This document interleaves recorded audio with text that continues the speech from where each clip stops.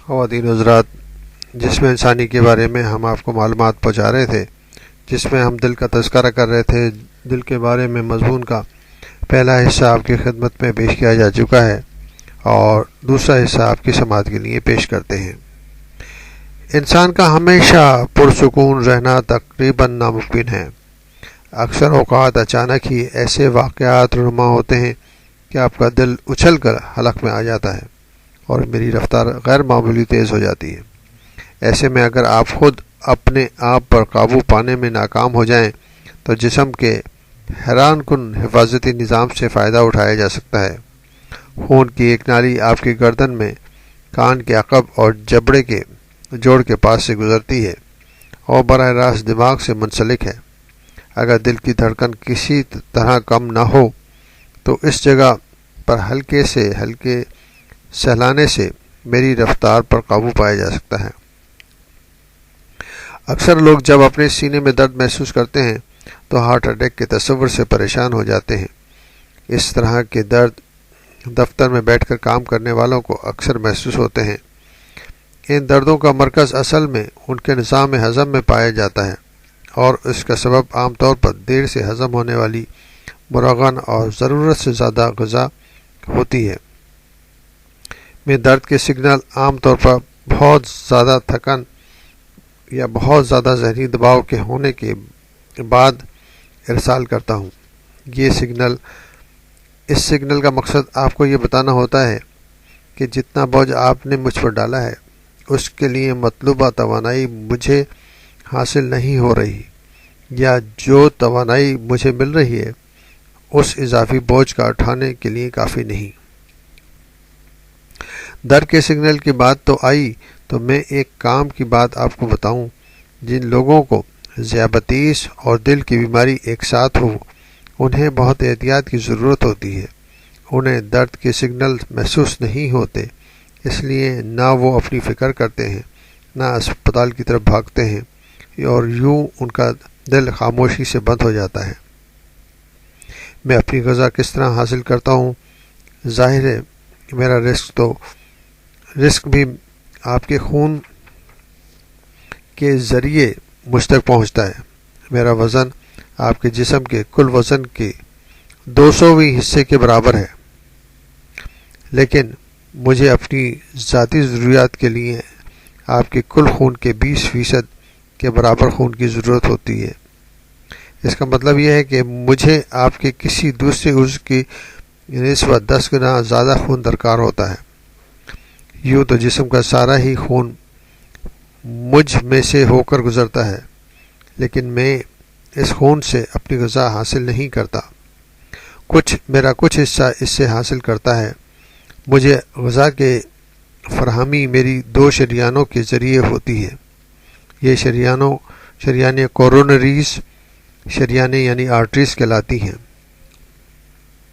یہ دونوں شریانیں یعنی کورونری آرٹریز دیواروں پر چپک کر چڑھنے والی بیل کی طرح میری دائیں اور بائیں سمت پھیلی ہوئی ہیں۔ ان کی موٹائی اس طرح کے برابر ہوتی ہے۔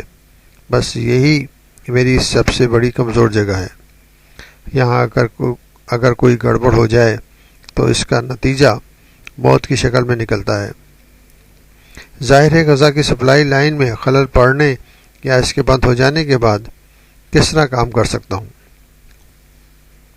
کسی کو نہیں معلوم کہ کس طرح، لیکن زندگی کے ابتدائی دور میں ممکن ہے پیدائش کے وقت بعض لوگوں کے دل کی ان شریانوں میں چربی کے ذرات جمع ہونا شروع ہو جاتے ہیں۔ پھر بعد میں رفتہ رفتہ ان کی تعداد اتنی بڑھ جاتی ہے کہ اکثر شریان یعنی کورونری آرٹری بند ہو جاتی ہے، یا کسی دن خون کا ایک چھوٹا سا لوتھڑا یعنی کلاٹ یا پھٹکی ایک شریان کو اچانک ہی مکمل بند کر دیتی ہے۔ اس شریان کے بند ہوتے ہی میرا ایک حصے کا خون کی فراہمی بند ہو جاتی ہے۔ یوں وہ حصہ بیکار ہو جاتا ہے، وہاں زخم کا نشان پڑ جاتا ہے۔ یہ نشان زیادہ سے زیادہ ٹینس کی گیند کی نصف کے برابر ہوتا ہے۔ ڈاکٹر حضرات خطے کی شدت کا اندازہ بند ہو جانے والی شریان کی جگہ اور حجم کو دیکھ کر لگا سکتے ہیں۔ ممکن ہے کہ چند سال پہلے آپ کو بھی ہارٹ اٹیک ہو چکا ہو، لیکن آپ کو اس کا پتہ بھی نہیں چلا ہو۔ مصروفیت کے سبب آپ اس ہلکے سے درد کو محسوس ہی نہ کر سکے ہوں جو ایک بار آپ کے سینے میں اٹھا تھا۔ اس وقت میری جو شریان بند ہوئی تھی وہ میری عقبی حصے کی ایک چھوٹی سی شریان تھی۔ اس شریان کے بند ہونے کے نتیجے میں میرے پٹھوں یعنی مسلز کا ایک چھوٹا سا حصہ مردہ ہو گیا تھا۔ اس کو صاف کرنے کے لیے مجھے 2 ہفتے لگے تھے۔ نتیجاً وہاں مٹر کے دانے کے برابر زخم کا نشان موجود ہے۔ یہ معمولی سا کام جسم کا اندرونی نظام خود بخود کرتا رہتا ہے۔ کورونری آرٹریز یا شریانیں حقیقت میں صرف 2 ہوتی ہیں، لیکن ان میں سے ہر ایک شریان کی مزید کچھ چھوٹی شاخیں ہوتی ہیں جو میرے تمام حصوں کو مطلوبہ غذا فراہم کرتی ہیں۔ کئی برسوں پہلے جو ہارٹ اٹیک آپ کو ہوا تھا، جس کا آپ کو علم بھی نہیں ہو سکا، وہ دراصل کورونری آرٹریز کی ایک شاخ کے بند ہو جانے کی وجہ سے ہوا تھا۔ دل کی بیماریاں اکثر وراثت میں بھی آتی ہیں۔ بعض خاندانوں میں ہارٹ اٹیک کے واقعات زیادہ رونما ہوتے ہیں۔ خدا نخواستہ اگر آپ کی فیملی میں یہ رجحان موجود ہے تو اعداد شمار کے مطابق ممکن ہے کہ میں آپ کے لیے مشکلات پیدا کروں۔ ان خاندانی اثرات پر قابو پانا یقیناً آپ کے بس میں نہیں، لیکن اس خطرے سے محفوظ رہنے کے لیے آپ بہت کچھ کر سکتے ہیں۔ مثلا وزن کے معاملے میں بات شروع کرتے ہیں۔ اگر آپ کی عمر 40 سال سے زیادہ ہے، آپ خوش خوراک ہیں اور شادی شدہ ہیں تو ممکن ہے آپ کا پیٹ بڑھنا شروع ہو گیا ہو۔ اس معاملے کو آپ ڈھیلے کپڑے پہن کر یا صرف ہنسی مذاق میں اڑا کر نہیں ٹال سکتے۔ یہ بہت سنجیدہ مسئلہ ہے۔ اس کا اندازہ آپ اس طرح کر سکتے ہیں کہ اگر آپ کے جسم میں اضافی چربی پیدا ہوتی ہے تو اس چربی کو زندہ رکھنے کے لیے اس میں خون کی اضافی سپلائی ناگزیر ہو جاتی ہے۔ آدھے کلو کے قریب چربی کو خون کی فراہمی کے لیے مجھے اضافی طور پر 200 میل کی لمبی خون کی باریک باریک نالیوں میں خون پمپ کرنا پڑتا ہے۔ مجھ پر اضافی بوجھ کا اندازہ آپ اپنے غیر ضروری طور پر بڑھتے ہوئے وزن اور چربی کے مقدار سے کر سکتے ہیں۔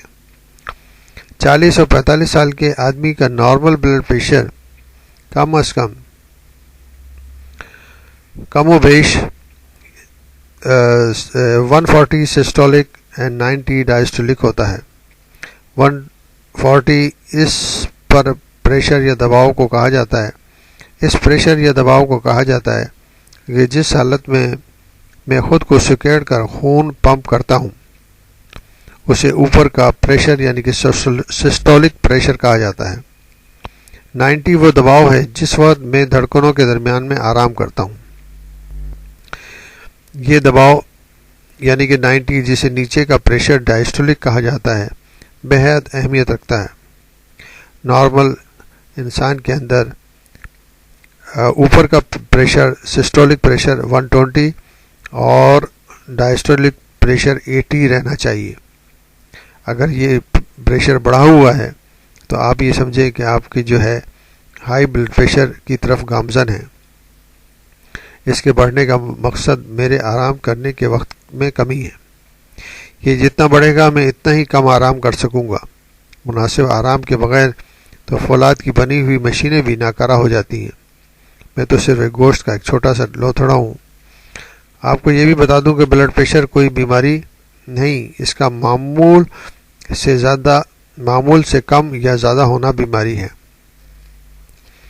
بلڈ پریشر کا بڑھنا خطرناک بیماری ضرور ہے، لیکن اس سے محفوظ رہنے کے اسباب بھی اللہ نے آپ ہی کو دے رکھے ہیں۔